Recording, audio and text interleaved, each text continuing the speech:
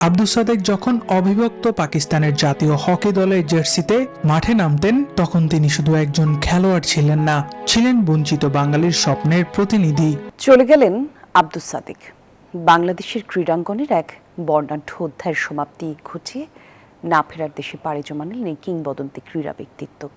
বৈষম্য আর বঞ্চনার দেয়াল ভেঙে যিনি জায়গা নিয়েছিলেন পাকিস্তান জাতীয় হকি দলে, অলিম্পিক দলের স্বপ্ন ছুঁয়েছিলেন আর দেশের খেলাধুলাকে দিয়েছিলেন জীবনের সেরা সময়।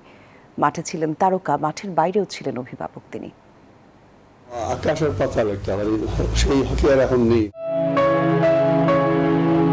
কিছু মানুষের মৃত্যু শুধু একটি জীবনের সমাপ্তি নয়, একটি ইতিহাসের শেষ অধ্যায়। বাংলাদেশের ক্রীড়াঙ্গনে এমন এক মহিরু ছিলেন আব্দুস সাদেক, যে মানুষটি এক জীবনে ফুটবল, হকি, ক্রিকেট সবখানেই রেখে গেছেন অসামান্য অবদান।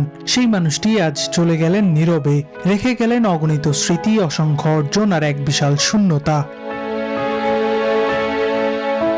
আব্দুস সাদেক যখন অবিভক্ত পাকিস্তানের জাতীয় হকি দলের জার্সিতে মাঠে নামতেন, তখন তিনি শুধু একজন খেলোয়াড় ছিলেন না, ছিলেন বঞ্চিত বাঙালির স্বপ্নের প্রতিনিধি। বৈষম্য আর বঞ্চনার সেই সময়ে যখন পূর্ব পাকিস্তানের মানুষের স্বপ্নগুলো বারবার চাপা পড়ে যেত পশ্চিম পাকিস্তানি শাসকদের দমন নীতির নিচে, তখনই নিজের প্রতিভা আর কঠোর পরিশ্রম দিয়ে নিজেকে আলাদা করে চিনিয়েছেন আব্দুস সাদেক।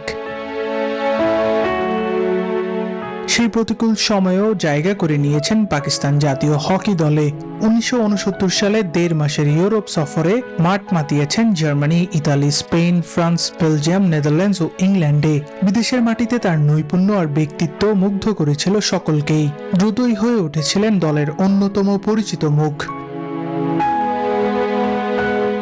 মাঠের পারফরমেন্সের পাশাপাশি তার জ্ঞান, ব্যক্তিত্ব আর নেতৃত্ব গুণ তাকে আলাদা মর্যাদা এনে দিয়েছিল সতীর্থদের কাছে। কিংবদন্তি রশিদ জুনিয়রের সঙ্গেও তার বন্ধুত্ব ছিল সে সময়ের আলোচিত বিষয়। খেলোয়াড়ি জীবনের ইতি টেনেও থামেননি তিনি। কোচ হিসেবে ইতিহাস গড়েছেন, সংগঠক হিসেবে বাংলাদেশের হকিকে আন্তর্জাতিক অঙ্গনে তুলে ধরেছেন। দেশের মাটিতে এশিয়া কাপ আয়োজন থেকে শুরু করে হকির আধুনিকায়নের প্রতিটি পদক্ষেপে ছিল তার ছোঁয়া। সে অনুপ্রেরণার নামটি হারিয়ে গেল সময়ের অতলে। মানুষ চলে যায়, কিংবদন্তিরা থেকে যান। বাংলাদেশের ক্রীড়াঙ্গনের প্রতিটি সাফল্যে, প্রতিটি উল্লাসে, প্রতিটি গর্বের মুহূর্তে বেঁচে থাকবেন আব্দুস সাদেক।